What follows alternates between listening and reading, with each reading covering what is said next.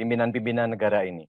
Dan saya melihat undang-undang ini dipergunakan tidak seimbang. Nah ini kalau saya bilang ini tidak seimbang.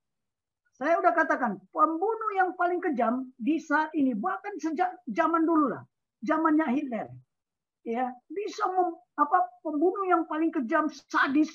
Sebelum melanjutkan, kami informasikan, konten ini berisi narasi atau visual mengenai ilmu pengetahuan dan berita yang mungkin saja masih ada kesalahan atau belum sesuai dengan sudut pandang Anda.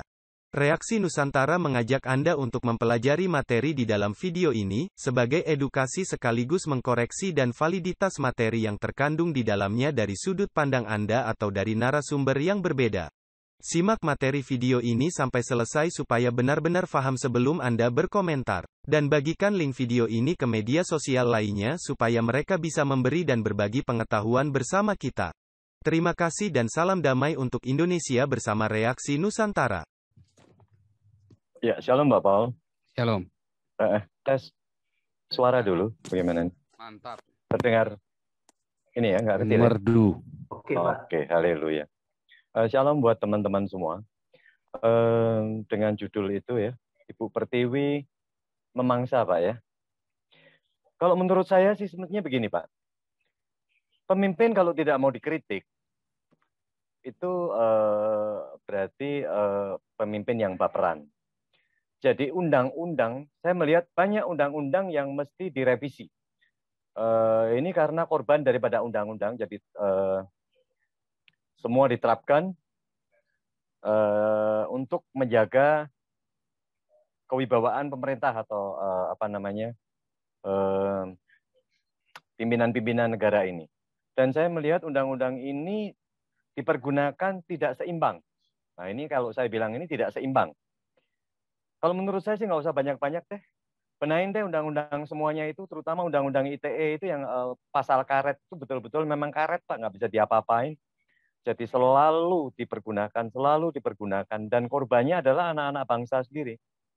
Anak-anak bangsa yang semestinya dia pengen sedikit bersuara, karena Indonesia katanya negara demokrasi, Indonesia menjunjung tinggi kesetaraan, Indonesia mengayomi anak-anaknya atau anak bangsa, tapi pada kenyataannya mereka berpihak pada sesuatu yang sebenarnya tidak perlu. Ini pembelajaran buat mereka-mereka, pembelajaran memandaikan rakyatnya. Ini kalau rakyatnya nggak pandai, percuma Indonesia nggak mungkin maju-maju. Ya begini-begini aja, kita tidak tahu apa yang akan terjadi besok. Saya bilang kepada anggota DPR ini anggota DPR ini yang cuman diam saja dengan keadaan dia yang nyaman, dia tidak melihat bahwa gejolak ini sekarang ini banyak karena kesalahan daripada undang-undang. Ya saya mohon aja mungkin Pak Jenderal juga Pak Toping bisa sedikit memberi pencerahan kepada kita supaya berteriak lagi lebih keras. Kebangsaan Pancasila ini betul-betul diterapkan, karena kalau ini diterapkan mereka jelas nasionalis akan tumbuh dengan pesat dan radikalis atau paham daripada khilafah tidak mempunyai tempat di Indonesia ini. Terima kasih Pak Paul, sedikit unek-unek saya aja. Terima kasih.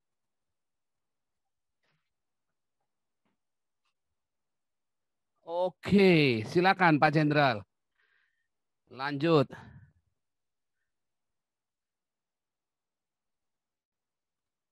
Halo, bisa dengar?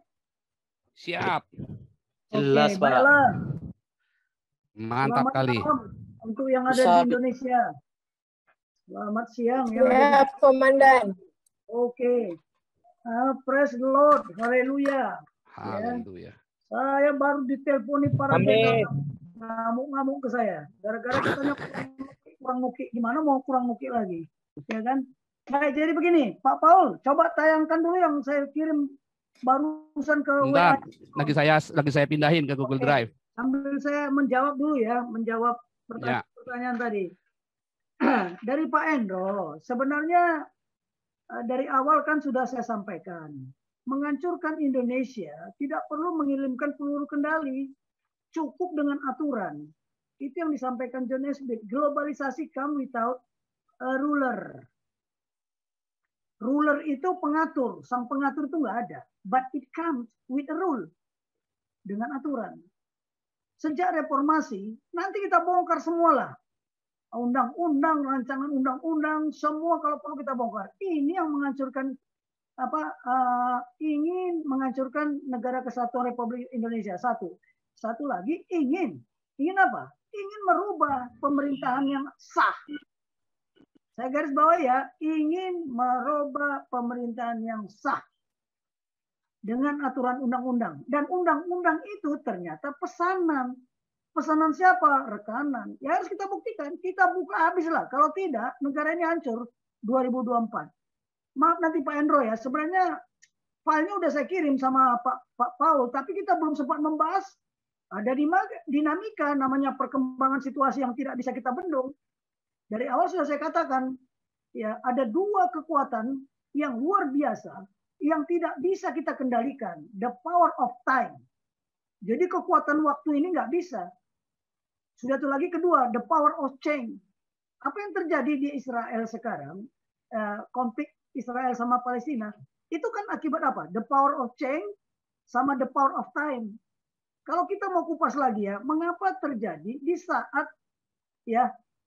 apa? Di saat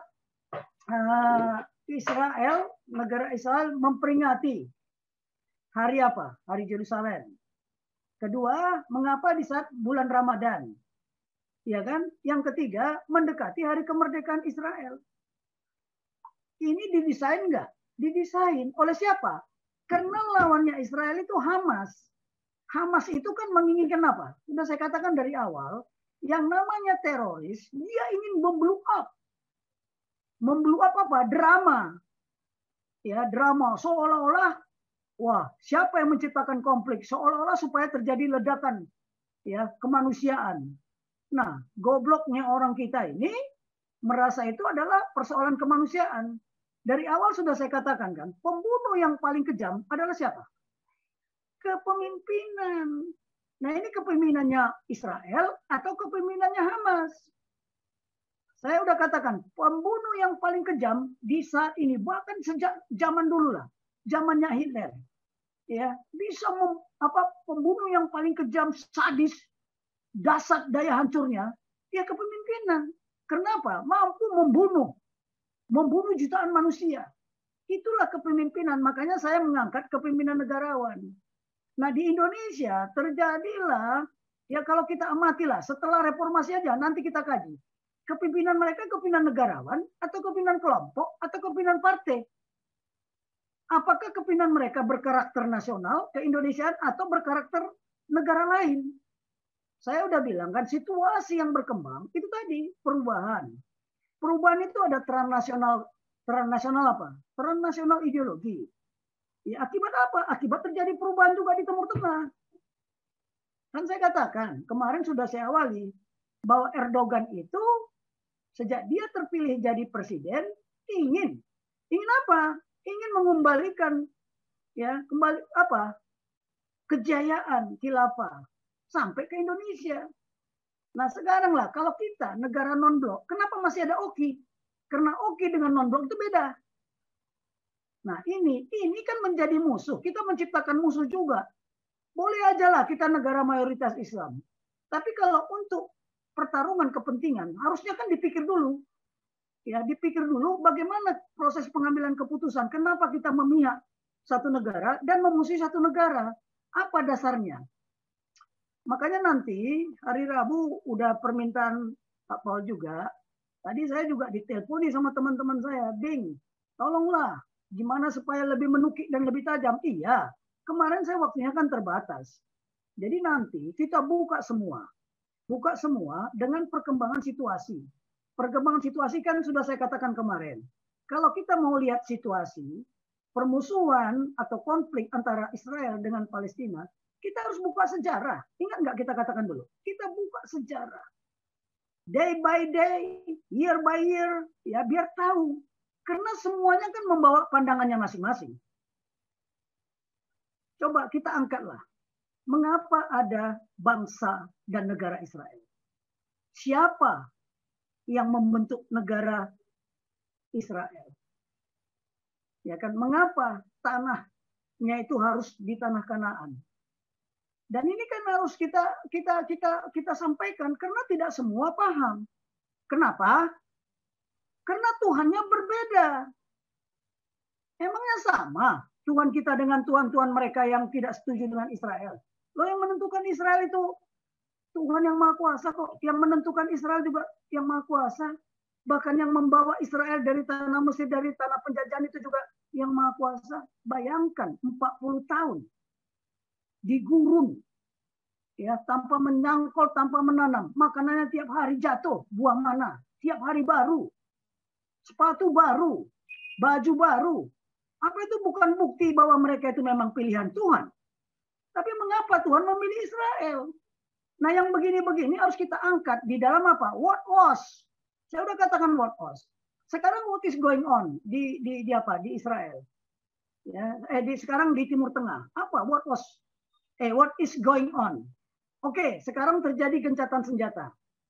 Ya, terjadi gencatan senjata antara Israel dan Hamas. Ingat ya, Israel dengan Hamas. Walaupun dia katakan Palestina. Makanya kemarin pun juga kan saya katakan Palestina dalam kurung Hamas. Who is Hamas? Siapa Hamas? Jadi kalau di dalam intelijen ya selalu ada mencari unsur utama keterangan dengan persoalan intelijen lain. Itu yang namanya what was. Apakah Hamas mewakili negara Palestina? Ya kan? Siapa Hamas? Apakah dia state actor atau non state actor? Ya kan? Separatis atau teroris atau dua-duanya, separatis dan teroris. Nah, ini kan harus kita pahami. Nah, itu harus kita paparkan sehingga apa? Nanti kita kupas lah ya. Hari Rabu kan diminta supaya bergabung lagi. Oke, kita mulai bahas nanti dari situasi sejarah. Ya, sejarah Israel berdiri sebagai negara, bagaimana sejarah lah terbentuknya bangsa dan negara Israel itu nanti kita harus kupas. Kenapa? Tidak semua kitab suci kitab kerajaan Tuhan itu sama dan dipahami. Saya kan sudah mengatakan Bible itu adalah konstitusi kerajaan Tuhan, bukan kitab agama. Satu. Yang kedua, love story. Love story. Tolong dicatat ini ya. Love story, historical. Historical apa? Relationship between apa? Tuhan dengan humankind. Humankind itu siapa? Yang selalu diajak bergumul sama Tuhan itu siapa? Makanya kembali, what is name itu penting sekarang. Jadi jangan bilang, oh itu dulu. Sekarang kita kupas, apakah betul itu dulu tanahnya Palestina atau Filistin? Itu harus kita ungkap, karena tidak semua tahu. Lihat konflik yang terjadi di Indonesia. Kemarin juga Pak Endro mengatakan, ini perang akan melebar. Ya, saya katakan itu yang dikatakan what if. Ya, bisa terjadi perang itu semakin meluas. Ya, karena sekarang sudah terjadi kan. Coba kita lihat, makanya perkembangan situasi ini harus kita lihat. Kemarin kalau tidak salah Turki diserang. Ya, Turki diserang. Siapa yang menyerang kan belum tahu. Ya, mengapa Turki diserang? Itu tadi, siapa yang cepat mengalahkan yang lambat. Jangan sampai dia bergerak. Ya kan ini persoalan-persoalan panjang loh ini. Nah, itu what if. Bisa terjadi perang lebar. Oh, bisa. Bisa perang menjadi meluas. Bisa jika, makanya jika. What if jika. Ya, bisa menjadi perang terbatas. Ya, perang itu bisa melebar, bisa jadi kayak perang dunia, itu perang dunia namanya. Tapi ada perang terbatas antara siapa dengan siapa. Nah, ini harus kita bahas. Siapa Hamas? Ya, itu harus tahu. Di mana kekuatannya? Berapa kekuatannya?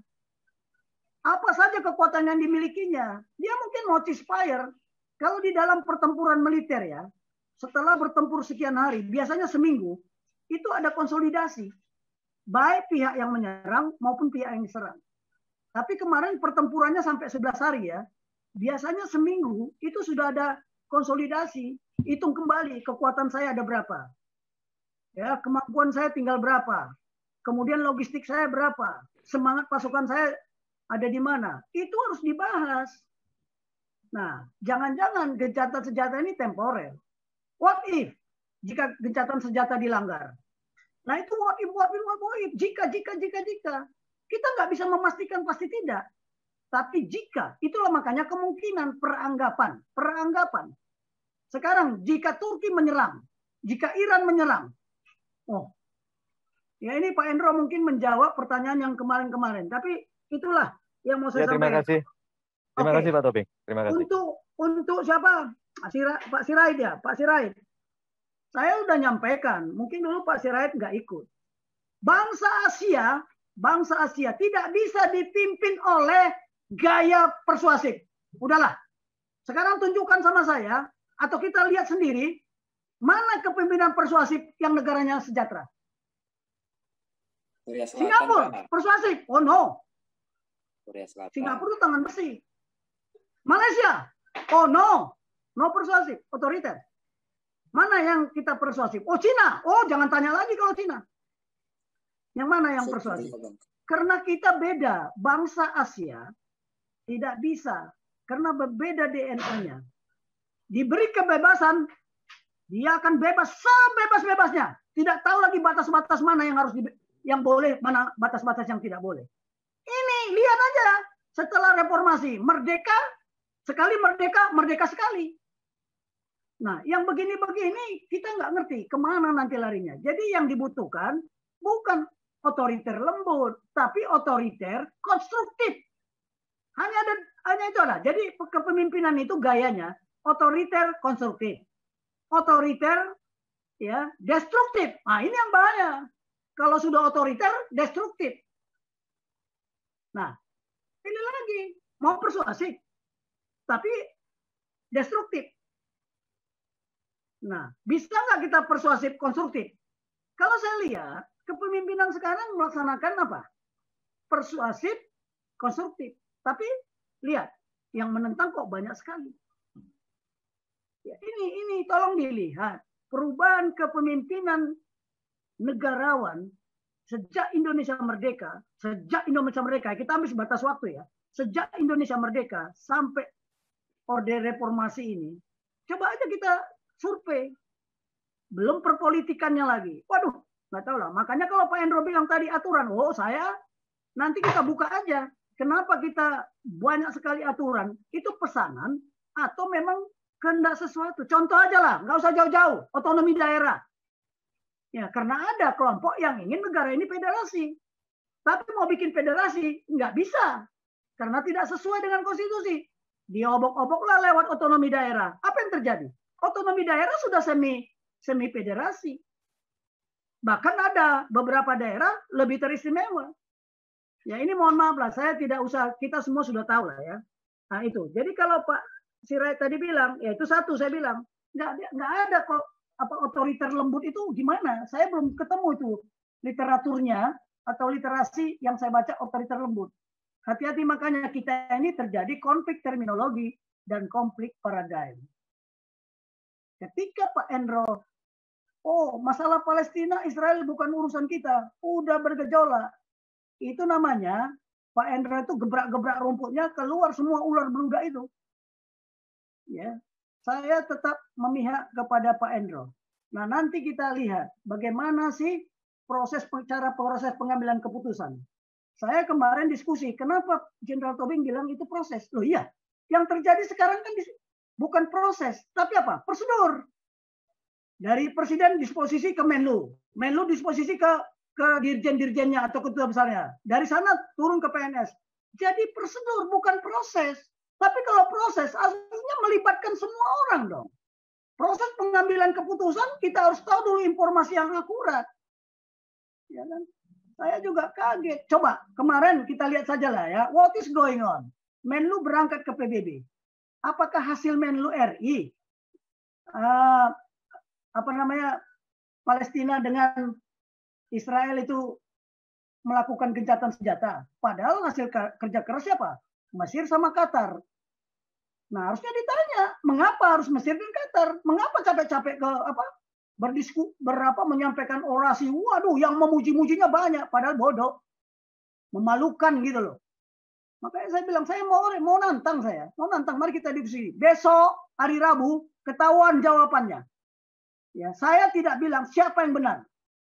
Ya, it's not about who is right, but what is right. Apa yang benar? Bukan siapa yang benar. Apa yang benar yang harus dilakukan? Kita bagaimana mau melaksanakan ikut serta dalam perdamaian dan ketertiban dunia? Kalau kita memihak, nggak boleh dong. Coba, bisa nggak? Nggak bisa. Kita harus netral. Harus apa? Bebas. Bebas dari apa? Bebas dari tekanan. Oh, ini tekanannya dari Oki kok. Lihat Hamas telepon. Siapa? Pimpinan Hamas telepon Pak Jokowi. Ya kan? Lihat aja data-datanya. Itu juga merupakan apa? What was going on? What was happen? Nah, lanjut begini-begini. Ini kita harus bahas. Benar nggak? Cara kita benar nggak mengambil keputusan? Dan keputusan itu harus melibatkan kemarin itu siapa saja yang harus terlibat. Karena negaranya bukan punya Menlo. Ya, keputusan kita memihak Israel. Ya, keputusan kita tidak memihak Israel. Terjadi nggak terpecahnya persatuan Indonesia? Ketika kita membela Palestina, terjadi nggak perpecahan? Perpecahan. Semangat persatuan itu pecah. Nah, padahal itu kekuatan kita. Dan situ juga kelemahan kita. Diadu domba tanpa sadar. Masa kita melaksanakan perintahnya si Erdogan? Visinya Erdogan. Udah gila negara ini. Masih waras nggak kita? Ya, itu saya jawab dulu. Karena tadi minta jawaban dari sana. Udah itu masalah Zionis. Masalah Zionis. Ini yang ngomong ini Zionis di Cokro ya. Saya dengar Zionis Nusantara. Saya juga nggak tahu ini terminologi mana lagi ini, paradigma mana lagi ini. Standar nggak paradigma ini? Apa yang dimaksud sama dia itu bahwa Zionis Nusantara? Makanya kita ini semakin hari semakin konflik paradigma. Konflik terminologi. Mohon maaf lah, dari awal sebelum kita terjadi konflik Palestina sama Israel, sudah saya katakan konflik terminologi, konflik paradigma. Nah sekarang yang terjadi di Israel, wah, ini kemanusiaan. Masalah kemanusiaan. Ya, kalau memang masalah kemanusiaan, kenapa pemimpinnya coba-coba? Ya kan, sebenarnya gencatan senjata ini yang dirugikan siapa? Israel. Karena mereka bisa melakukan konsolidasi. Kalau Israel setiap saat dia konsolidasi. Karena dia negara, state actor. Sudah tahu saya. Tapi yang non-state actor, dia menunggu bantuan dari luar. Ya, mungkin roket-roketnya pun sudah habis. Kekuatannya juga sudah pada lemah. Yang begini-begini harusnya ada kajian. Siapa yang mengkaji ini? Ya, kalau dulu ada namanya dulu sebelum reformasi ada Dewan Pertahanan Keamanan Nasional. Kalau sekarang kan Dewan Ketahanan. Dewan Ketahanan beda. Nah, dulu ada Dewan Pertimbangan Agung, sekarang nggak ada. Sekarang adanya Dewan Pertimbangan Presiden. Beda loh ya. Beda. Tupoksinya beda. Nah ini, jadi kalau masalah Zionis Nusantara, saya juga nggak tahu. Ini kenapa muncul paradigma-paradigma ini? Siapa Zionis Nusantara itu? Ya. Perlu diketahui, ya. Ini perlu kita bahas. Jadi jangan sembarangan bikin terminologi, bikin orang tambah pusing. Nah, yang begini-beginilah yang mau kita harus bicarakan. Tolong Pak Paul, sudah ketemu belum Pak Paul? Ada. Terima kasih Anda telah meluangkan waktu untuk memberi masukan kepada kami, dan semoga komentar Anda bisa bermanfaat untuk edukasi generasi penerus bangsa ini, terutama bagi diri kita sendiri dan untuk mereka yang mau berpikir dengan akal sehat. Karena dengan akal sehatlah kita bisa bedakan mana yang terbaik untuk orang lain, saudara, keluarga dan terutama untuk diri kita sendiri. Semoga hari-hari Anda selalu dirahmati Tuhan Yang Maha Esa. Dan sampai ketemu lagi di konten Reaksi Nusantara channel berikutnya. Salam sejahtera bersama keluarga.